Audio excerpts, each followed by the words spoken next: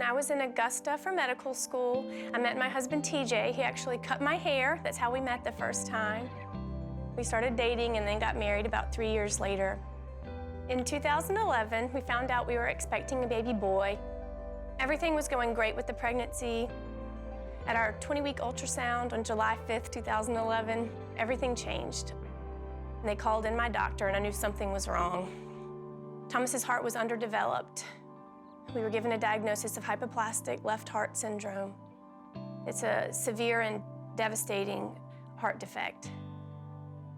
Instead of worrying about zip lines and whether he would play football or baseball or where he would go to college, we just worried, would we bring him home? Would he make it to his first birthday?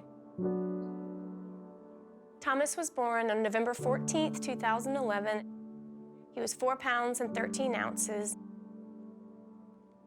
When babies have open heart surgery at that age, their hearts are so tiny, they're only about the size of a strawberry, and they end up with significant chest wall swelling.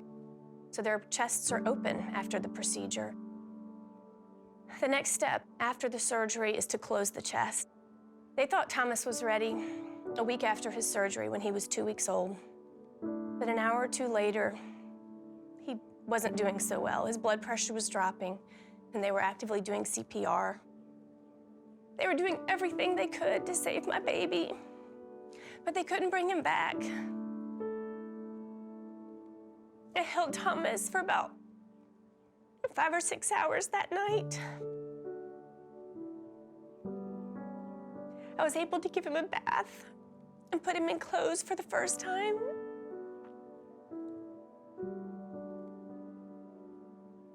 The worst night of my life was the best night of Thomas's. It was his first night in heaven.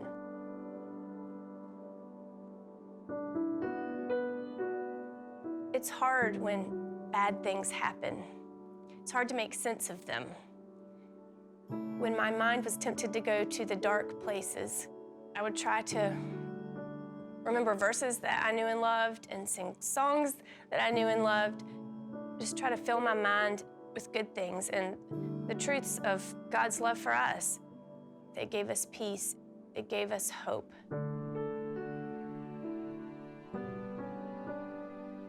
A year later, in April of 2013, we found out we were expecting again. Turner and Emmeline were born November 26th, 2013. We went home from the hospital 2 days later, which was November 28th, and it also happened to be the 2-year anniversary of Thomas's death.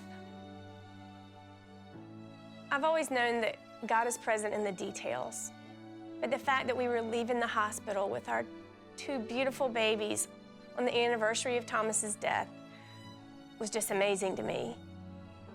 He had made one of our hardest days into a beautiful one.